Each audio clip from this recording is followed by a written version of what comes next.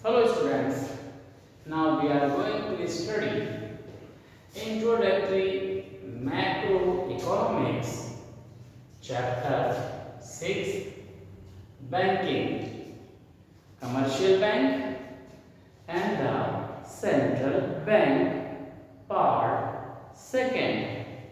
Now in this part we are going to discussing about the meaning of the central bank and then after functions of central banks. Okay students, तो इस part में हम commercial bank जो हमने पीछे पढ़ा हुआ है हम उसकी जगह यहाँ पर अब क्या पढ़ रहे हैं, सेंट्रल बैंक। तो सेंट्रल बैंक के हम यहाँ पर मीनिंग को पढ़ेंगे और फिर उसके बाद हम उसके फंक्शंस को भी यहाँ डिस्क्राइब करेंगे। ओके, तो सबसे पहले आते हैं हम मीनिंग पर कि what is the meaning of central bank.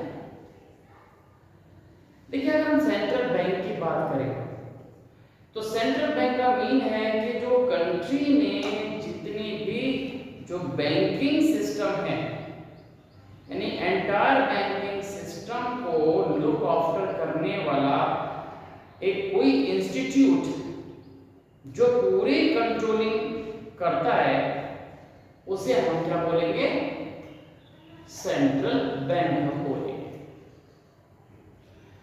तो याद रखिए कि कंट्री में ये एक ऐसा बैंक होता है जो सभी बैंक पर क्या करता है, सुपरविजन करता है, निगरानी करता है, उसकी देखरेख करता है, उसके लिए गाइडलाइन इशू करता है और समय समय पर आप ये देखें कि बैंकिंग सिस्टम में जो इम्प्रूवमेंट होता है उसके लिए ये वर्क करता है। तो इस बेस पर हम क्या कहेंगे कि जो कंट्री का एपेक्स बैंक का मीन आप समझते हैं कि मुख्य बैंक होता है, प्रधान बैंक होता है, सबसे बड़ा जैसे आप बोल सकते हैं कि वो बैंक होता है और ये हर कंट्री में एक ही होता है। अब देखिए, डिफरेंट कंट्रीज हैं आपके पास, आपका अमेरिका है, इंग्लैंड है, स्विट्जरलैंड है, चाइना है, इंडिया है, आपके पाकिस्तान, कोई भी आप कह सकते हैं। ये सारी जितनी भी कंट्रीज हैं इन सब का अपना अपना एक सेंट्रल बैंक है और सेंट्रल बैंक जो है वो क्या होता है, अपने देश की जितनी भी बैंकिंग जो आपके पास सिस्टम है उसको कंट्रोल कर लेता है, उसकी जो बैंकिंग व्यवस्था है, जो सिस्टम है उसको कंट्रोल करने का काम करता है। अमेरिका में आपने देखा, पढ़ा भी है आपने कि फेडरेशन जो आपके पास फेडरल, जिसे हम फेडरल बैंक बोलते हैं, फेडरल बैंक आपके पास है। आपका अगर आप इंग्लैंड में देखें तो बैंक ऑफ इंग्लैंड है आपके पास, ऐसे ही आप देखें स्विस बैंक स्विट्जरलैंड में आपके पास रहता है। इंडिया में रिजर्व बैंक ऑफ इंडिया, तो इंडिया का ये सेंट्रल बैंक है। तो बेसिकली आपके पास ये जो आप डिफरेंस करते हैं कि कमर्शियल बैंक में और ये जो सेंट्रल बैंक है इसमें क्या डिफरेंस रहता है, मेन डिफरेंस आप समझिए कि जो कमर्शियल बैंक है इसके जितने भी कस्टमर हैं वो पब्लिक होती है और जो हमारे पास सेंट्रल बैंक है इसके जितने भी कस्टमर हैं वो बैंकिंग सिस्टम के जो मेंबर्स हैं, यानी जो कमर्शियल बैंक है वो आपके इसके मेंबर्स होते हैं। अब कमर्शियल बैंक जैसे कि आपके पास पंजाब नेशनल बैंक है, स्टेट बैंक है, कनाडा बैंक है, बैंक ऑफ बड़ौदा है, ऐसे जितने भी बैंक हैं ये सब क्या होते हैं, ये सेंट्रल बैंक के कस्टमर होते हैं। तो मीन ये आप समझ लीजिए कि जिस सेंट्रल बैंक किस तरह से काम करती है कंट्री में, बिल्कुल आप वैसे समझ लीजिए कि जैसे कंट्री में कमर्शियल बैंक पब्लिक के साथ डील करती है वैसा ही आपकी जो सेंट्रल बैंक है वो बाकी जितने कमर्शियल बैंक है उनके साथ डील करती है। तो आपके पास बेसिकली आपके पास डिफरेंसेस रहता है आपके पास के कमर्शियल बैंक में और जो आपका सेंट्रल बैंक में, इसमें डिफरेंस आपके पास रहता है। कई बार डिफरेंस के फॉर्म में कुछ भी लिया जाता है। तो ये आपके पास जो हमारे पास कमर्शियल बैंक और जो डिफरेंस है इसका सेंट्रल बैंक के साथ वो आपको थोड़ा समझ में भी आ गया होगा। मीन ये कि सेंट्रल बैंक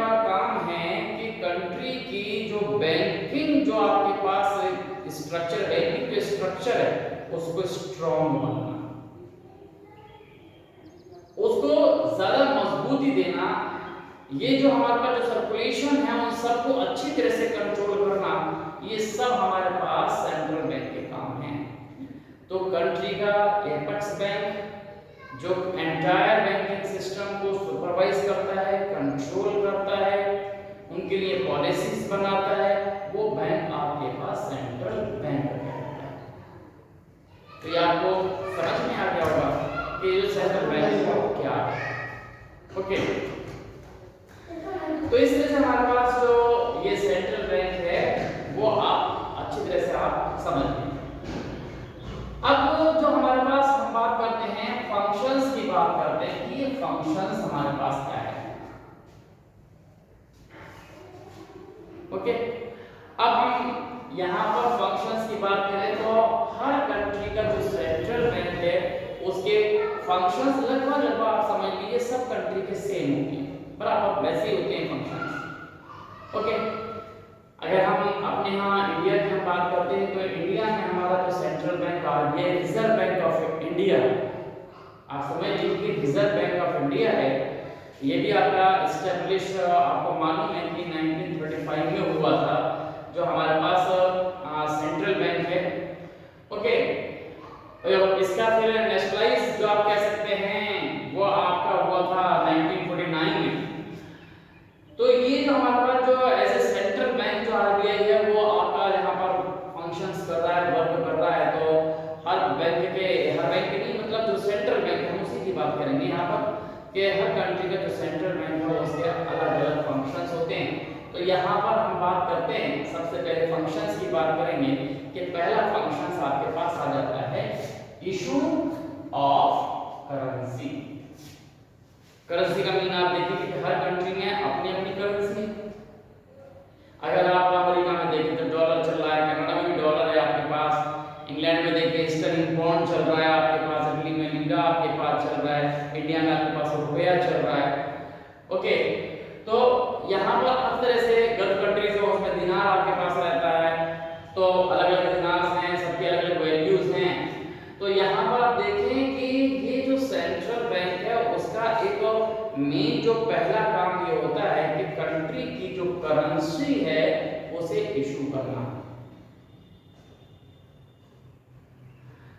तो ये हमारे पास जो है जो आपके पास याद रखना है कि जो रिजर्व बैंक होता है, इंडिया का रिजर्व बैंक है, ऐसे ही हर कंट्री का रिजर्व बैंक है, उसका जो गवर्नर होता है वो क्या करता है, कंट्री की करेंसी को इशू करता है। हर जो करेंसी का जो नोट होता है उस पर क्या होता है, उस गवर्नर के साइन आपके दिखाई देते हैं। तो इस तरह से अगर आप देखें तो अगर हम जो आपके पास शक्तिदास आपके पास जो यहाँ गवर्नर है उनके आपके क्या होंगे, हर नोट पर क्या होंगे, साइन होंगे। लेकिन यहाँ पर भी आप देखिए कि यहाँ पर जो हमारे पास कंट्री में जो नोट हैं, जो आरबीआई की जो हमारे पास गवर्नर है उनके जो साइन होते हैं वो हमारी जो डिफरेंट जो करेंसीज है, जो नोट की फॉर्म में करेंसीज है, हमारी कंट्री में 2 रुपए के नोट से लेकर 2000 रुपए तक का नोट यहाँ पर सर्कुलेशन में है। तो ये जो गवर्नर की जब साइन किसी भी नोट पर हो जाते हैं तो वो लीगल टेंडर बन जाता है। उसके अंदर एक जर्नल एक्सेप्टेंसी का कैरेक्टर आ जाता है और वो नोट जो है आप इंडिया के या किसी भी कंट्री के जब गवर्नर के ऊपर साइन होते हैं तो उस कंट्री में वो कहीं पर भी आपके पास एक्सेप्ट किया जाता है। इंडिया में देखें तो आपके ऊपर अगर हम यहाँ देखें जो टॉप में आप देखते हैं जम्मू कश्मीर से लेकर टॉप पे नीचे आप देखें कन्याकुमारी तक, और फिर आप क्या करते हैं राइट हैंड में गुजरात से लेकर वहां आप असम तक देखें तो सब जगह आपके पास क्या होता है कि नोट जो है एक्सेप्ट किए जाते हैं। तो उसको कौन इशू कर रहा है, सेंट्रल बैंक यानी हमारी कंट्री का रिजर्व बैंक उसे इशू कर रहा है। तो ये मोनोपोली राइट होता है सेंट्रल बैंक का, इसे सोल अथॉरिटी भी कह सकते हैं कि ये जो आपके पास है ये सोल जो राइट आपके पास सोल अथॉरिटी कह सकते हैं, मोनोपोली जो राइट कह सकते हैं, और इशू करना। फिर बाकी प्रिंट का काम तो जो एजेंसीज के थ्रू कराते रहते हैं। तो यहाँ पर हमारे पास क्या होता है, इशू ऑफ करेंसी। तो इंडिया में जो 2 रुपए के नोट से लेकर 2000 रुपए तक का नोट है जो सर्कुलेशन में चल रहा है, इसमें जो गवर्नर है उसके साइन होते हैं। यहाँ याद रखना है कि कंट्री में हमारे 1 रुपए का नोट भी सर्कुलेशन में है, लेकिन उस नोट पर आरबीआई के गवर्नर के साइन नहीं होते हैं। और वो जो नोट है वो इशू जो करने वाला है वो है आपके पास, जिसे हम बोलते हैं फाइनेंस मिनिस्ट्री से वो आपके पास इशू होता है, और उस पर जो फाइनेंस मिनिस्ट्री का जो सेक्रेटरी है उसके साइन होते हैं। तो ये क्वेश्चन बार बार पूछा गया है, 1 नंबर में पूछा जाता है कि किसके साइन होते हैं 1 रुपए के नोट पर। तो ये आपके पास ट्रू फॉल्स का भी होता है। तो अगर आपके पास पूछा जाए तो वो आप याद रखेंगे कि 1 रुपए के नोट पर रिजर्व बैंक ऑफ इंडिया के गवर्नर के साइन नहीं होते हैं, उस पर फाइनेंस मिनिस्ट्री के जो सेक्रेटरी हैं उनके साइन आपके पास होंगे। ओके, तो ये हमारे पास इस तरह से कंट्री की जितनी भी करेंसी होती है ऐसे नोट 1 रुपए को छोड़कर इंडिया में देखें तो सब किससे इशू की गई है, आरबीआई से। तो ये होल सोल अथॉरिटी कह सकते हैं, सोल अथॉरिटी कह सकते हैं, ये मोनोपोली राइट होता है। कंट्री की करेंसी को इशू करने का राइट वहां की सेंट्रल बैंक को होता है। तो ये आपको समझ में आ गया।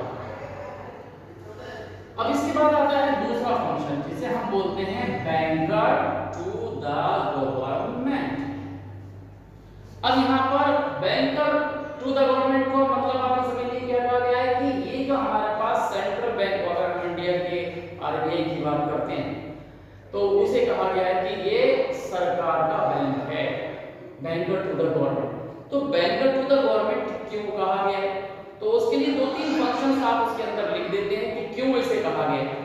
जैसे आप समझिए कि गवर्नमेंट के जितने भी फाइनेंशियल जो फंक्शंस हैं उनको परफॉर्म करने का काम आरबीआई का है, सेंट्रल बैंक का है। मतलब ये जो हमारे पास इंडिया की हम बात करते हैं, सेंट्रल बैंक की बात करते हैं, आरबीआई की बात करते हैं, तो आरबीआई जो है भारत सरकार के एक एजेंट के फॉर्म में काम करता है। तो उसका एज एजेंट ये फंक्शंस करता है, उसके जितने भी फाइनेंशियल वर्क है उनको एक्सक्यूट करने का काम करता है।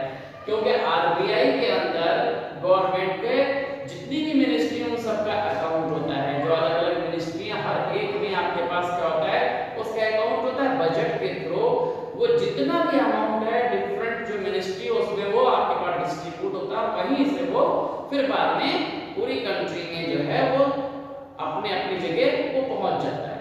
जिस मिनिस्ट्री में भी वो डिस्ट्रीब्यूट होगा उसका अमाउंट वहां से चला जाता है। तो गवर्नमेंट का उसमें अकाउंट होता है। इसी तरह से वो जो हमारे पास आरबीआई इंडिया की बात करते हैं एजेंट के फॉर्म में काम करता है। इसी तरह से आप ये कह सकते हैं कि जब कोई भी फाइनेंशियल पॉलिसीज बनती हैं तो आरबीआई हमारी जो गवर्नमेंट है उसको वो एज ए एडवाइजर भी हेल्प करता है। डिफरेंट पॉलिसी बनाने में वो फंक्शंस परफॉर्म करता है, एडवाइजर की तरह से वो काम करता है। तो एजेंट भी हो गया वो गवर्नमेंट का, एडवाइजर भी हो गया गवर्नमेंट का। और फिर कभी कभी क्या होता है कि जब गवर्नमेंट को जरूरत पड़ती है फाइनेंस की, अमाउंट की, तो वो आरबीआई से लोन भी ले लेता है। इसका मतलब है कि वो लोन का एक सोर्स भी है। तो ये सारी चीजें जब आरबीआई सरकार के लिए करता है, गवर्नमेंट के लिए करता है, उसके लिए ये फंक्शंस करता है, तो इसी बेस पर कहा जाता है कि ये जो है क्या गवर्नमेंट का बैंक है, सरकार का बैंक है, यानी बैंकर टू द गवर्नमेंट। तो आपने बता दिया कि एज एजेंट आपने उसको लिख दिया कि इसका एजेंट है, आपने लिख दिया कि एडवाइजर भी है, और डिफरेंट जो फंक्शन को एग्जीक्यूट करने वाला भी यही है, पॉलिसीज जो है उसके अंदर बनाने में हेल्प करने वाला भी। ये सारी चीजें जब मिलाकर आप लिख देते हैं तो इसके बेस पर हम कह देते हैं कि जो आरबीआई है इंडिया में समझ में आ गया। ओके, इसी तरह से एक और बात की गई है यहाँ पर कि बैंकर टू द बैंक। अब देखिए ये जो हमारे पास इसको बैंकर टू द बैंक कहा गया है, वो सबसे बड़ी बात तो ये आप समझ लीजिए कि जितनी भी कमर्शियल बैंक हैं वो बैंकिंग सिस्टम में परफॉर्म ही तब कर रही हैं कि जब उन्हें आरबीआई ने सर्टिफाइड किया है, उनके अंडर साइन ये जो जितने भी फंक्शंस करती है कमर्शियल बैंक वो करती है। इसका मतलब है कि जो जितने भी कमर्शियल बैंक हैं वो सब क्या हैं, जो आरबीआई के एज ए कस्टमर वर्क कर रहे हैं। तो जितनी भी कमर्शियल बैंक हैं उन सब के अकाउंट किसमें हैं, आरबीआई में। तो वो क्या हो गया, बैंकर हो गया टू द बैंक। जितने भी कमर्शियल बैंक हो उनका भी बैंक हो गया, तो मतलब बैंक का बैंक समझ लीजिए, तो बैंकर टू द बैंक हो गया। तो ये क्या करता है कि जितने भी कमर्शियल बैंक है उन सब के लिए पॉलिसी बनाता है, समझ लीजिए अच्छी तरह से, उनके लिए गाइडलाइन देता है, उनके लिए जो रूल्स रेगुलेशंस वो सब बनाता है, उनको वो क्या करता है, सुपरवाइज करता है। तो इस तरह से हम ये कह सकते हैं कि ये क्या है, बैंकर टू द बैंक। इसी तरह से हम कह सकते हैं कि क्रूशियल टाइम पर जब कभी भी बैंक को क्या होता है कि क्रिटिकल कंडीशंस हो जाए, क्रूशियल टाइम हो जाए, क्राइसिस का समय हो जाए, तो ऐसे में जो रिजर्व बैंक है वही उसकी हेल्प करता है, तो पॉलिसी बनाने में भी ये उनकी मदद करता है। तो इस तरह से हम ये कह सकते हैं कि ये जो हमारे पास रिजर्व बैंक है वो क्या है, बैंकर टू द बैंक। तो ये आपने समझ लिया, बैंकर टू द गवर्नमेंट में आप सारे पॉइंट जो हैं गवर्नमेंट के सेंस में लिखेंगे, और यहाँ पर जब बैंकर टू द बैंक कहा जाएगा तो कमर्शियल बैंक जिस तरह से आपके पास रिलेट है बैंक से, आरबीआई से, वो आप देंगे उसके अंदर, तो उनके लिए सारी गाइडलाइन, उनकी सारी जो आपके पास जितनी भी पॉलिसीज हैं उन सब में हेल्प करना, उनके लिए जो रूल्स होते हैं उनको रेगुलेट करना, समय समय पर जो है उनको क्या करना, मॉडिफाइड करना, जो कस्टमर्स हैं उनको मतलब एक तरह से वार्न भी करते रहते हैं, उनके लिए जो प्रिंट मटेरियल है वो भी प्रोवाइड कराते रहते हैं। तो इस तरह से हम ये कह सकते हैं कि जो आपके पास रिजर्व बैंक यानी सेंट्रल बैंक है वो बैंकर टू द बैंक है। इसी तरह से आपके पास बहुत सारी चीजें होती हैं जिसमें आपके पास ये रिजर्व बैंक जो है वो उनकी मदद करता है। एक और पॉइंट जहां हमारे पास आता है जिसे हम बोलते हैं लेंडर ऑफ लास्ट रिसोर्ट। ये फंक्शन बहुत इंपॉर्टेंट फंक्शन है आपके पास, लेंडर ऑफ लास्ट रिसोर्ट। देखिए हमारे पास क्या होता है कि जो रिजर्व बैंक है जिसे हम कहते हैं कि यानी अंतिम रूप से अगर कोई भुगतान करने वाला है कस्टमर के अमाउंट का, तो वो आपके पास रिजर्व बैंक ऑफ इंडिया है। अब देखिए किसी भी बैंक में क्राइसिस हो सकते हैं, कभी भी हो सकते हैं, ऐसे समय पर आरबीआई उस बैंक की मदद करता है। आप समझ लें कि मान लीजिए कि किसी भी समय अगर ऐसी कंडीशंस आ जाती हैं, वैसे तो आप ये समझ लीजिए कि अभी बैंक की हिस्ट्री में कभी ऐसा नहीं हुआ कि उसके जितने भी कस्टमर हैं वो एक साथ विड्रॉल कर लें, वो विड्रॉल करने आ जाएं, लेकिन कभी-कभी ऐसा हो जाता है, ऐसा हुआ भी है कि पिछले मतलब कई साल पहले अगर हम देखें आईसीआईसीआई बैंक के साथ ऐसा हुआ था कि किसी भी रोमर के वजह से वहां पर जितने भी उसके कस्टमर थे उन्होंने पूरी लाइन लगा दी अपने पैसे को वापस करने के लिए। तो वो किसी भी वजह से हुआ हो, ये मतलब उस समय की बात है जब आपके पास कांग्रेस गवर्नमेंट में थी, सरकार थी उसकी, और पी चिदम्बरम जो थे वो फाइनेंस मिनिस्टर थे। तो पार्लियामेंट में एक स्टेटमेंट को लेकर मतलब लोगों में कंफ्यूजन हो गया था, तो जिसके वजह से ये रूमर उड़ गया कि आईसीआईसीआई बैंक को जो है वो क्या करने जा रहे हैं, वो करने जा रहे हैं, ऐसी कुछ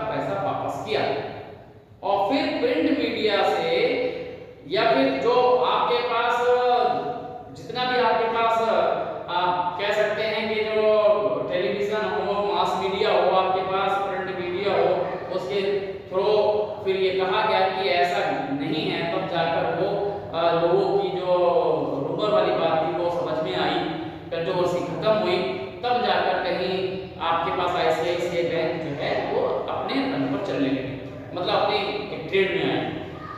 तो कभी ऐसा हो जाता है कि अगर उसके जो कस्टमर हैं एक साथ उसके पैसा निकालने आ जाएं, तो ये आपको मालूम है कि बैंकिंग में जो पैसा पब्लिक ने जमा किया हुआ है वो पैसा क्या होता है कि आरबीआई को क्या कहते हैं, कमर्शियल बैंक क्या करती है, कुछ पैसा अपने पास रिजर्व रखती है, और मैक्सिमम रिजर्व में क्या होगा आपके पास के उसके पास 22% आपके पास रिजर्व रहता है कैश में, और बाकी जो होता है थोड़ा बहुत जो आपके पास आरबीआई को जमा कर देती है, और बाकी सब पैसा इन्वेस्ट कर देते हैं, अपनी इकोनॉमिक एक्टिविटीज में लगा देती हैं।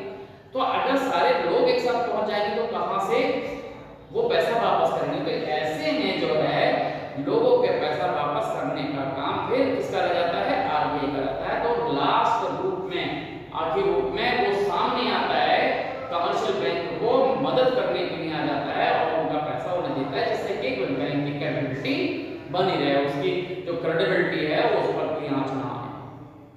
तो ऐसे समय में भी आप कह सकते हैं, या फिर ऐसे समय में भी आप समझ लीजिए कि बैंक क्या होता है, इनसॉल्वेंट हो जाए, उसके पास पेइंग कैपेसिटी ना रहे, हो जाता है कभी भी किसी वजह से भी हो जाए।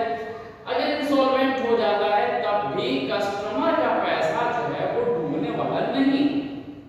तो उस समय में भी क्या होता है, आरबीआई जो भी उसके कस्टमर हैं उनका जो अमाउंट है वो कमर्शियल बैंक आरबीआई के थ्रू जो पैसा देकर उसको वो वापस कर देता है।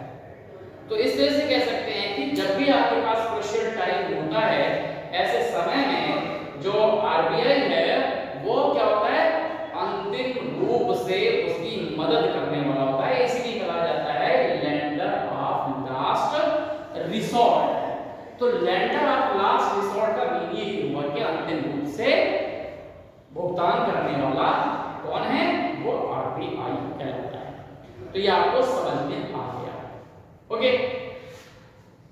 यानी कि क्रूशियल टाइम के अंदर, क्राइसिस के टाइम पर हमेशा आरबीआई ही कमर्शियल बैंक को हेल्प करता है। इसके बाद ये फिफ्थ वाला जो पॉइंट है, क्लियरिंग हाउस फंक्शन, ये कई बार अलग से पूछ लिया जाता है। वैसे तो कोई भी दो पॉइंट आपको पूछे जाते हैं कि बताइए, 4 नंबर में क्वेश्चन दिया जाता है कि define as a banker to the government, या लेंडर ऑफ लास्ट रिसोर्ट, या बैंकर टू द बैंक, ये आपसे पास पूछ लिया जाता है, ओके। तो ऐसी कंडीशंस में आपके पास क्या होता है कि आपको वही पॉइंट एक्सप्लेन करने होते हैं जो पूछे गए हैं, बाकी दूसरे करेंगे तो गलत हो जाएगा। तो अब यहाँ पर नेक्स्ट आता है clearing house function. Clearing house function जो है आप समझ लीजिए कि बहुत इंपॉर्टेंट फंक्शन है, और ये फंक्शन सबको समझ में आना चाहिए कि ये किस तरह से फंक्शंस परफॉर्म करते हैं। देखिए, जो हमारे पास क्लियरिंग हाउस फंक्शन का मतलब ये कि आरबीआई जो है कमर्शियल बैंक के बीच में इंटरनल जो रिलेशन है उनको बनाने का काम करती है। कैसे करती है ये आपको समझना पड़ेगा। अब उसे समझने के लिए आप ये समझ लीजिए कि एक ये बंदा, मतलब आप समझ लीजिए कि ये पर्सन है, ए पर्सन है, ओके। ये ए पर्सन है और इसका जो अकाउंट है वो एसबीआई में है, स्टेट बैंक ऑफ इंडिया में, ओके। और एक ये बी पर्सन है, ये दूसरा पर्सन हमारे पास क्या है, ये बी पर्सन है, और इसका जो हमारे पास जो अकाउंट है वो है बीओबी, मतलब बैंक ऑफ बड़ौदा, या पीएनबी, कुछ भी आप लिख सकते हैं। ये क्या है, इस तरह से आप कह सकते हैं कि ये दो लोग हैं, एक ए पर्सन है, एक बी पर्सन। अब क्या होता है कि इसके पर्सन ए ने क्या काम किया, ये ए और बी दोनों आपस में जानते हैं क्योंकि बिजनेसमैन हैं, एक दूसरे के साथ फंक्शन कर रहे हैं, वर्किंग कर रहे हैं, तो ये आपस में एक दूसरे को जानते हैं। अब मान लीजिए कि ये कोई भी आपके पास क्या हुआ फाइनेंशियल जो ट्रांजैक्शन था कि इसने एक काम किया कि 20,000 का एक चेक जो है वो इशू कर दिया। किसको कर दिया? ये इशू किया इसे, ये एक 20,000 का चेक जो है इशू कर दिया बी को। ए ने या ऐसे समझ लीजिए कि ये नीचे से इसकी जगह आप यहां ऊपर से एरो बनाइए कि ये 20,000 का जो चेक है वो इसने इसको इशू कर दिया, 20,000 का चेक। ये जो आपने यहां पर ये देखें, ये जो चेक है वो इसने इशू कर दिया। देखिए ए और बी तो एक दूसरे को जानते हैं, लेकिन ये एसबीआई और बीओबी एक दूसरे के कस्टमर को कहां जानते हैं? ये अपने फंक्शंस परफॉर्म करता है कस्टमर के साथ, ये अपने कस्टमर के साथ फंक्शन परफॉर्म करता है। तो ये ए ने जो 20,000 का चेक जो है इस बी को दिया, कोई भी अमाउंट होगा पेमेंट देना होगा, तो ये इसको दिया तो 20,000 रुपए ये चेक जो है इसके पास आ गए, ये 20,000 रुपए का जो ये चेक है इसे इशू कर दिया।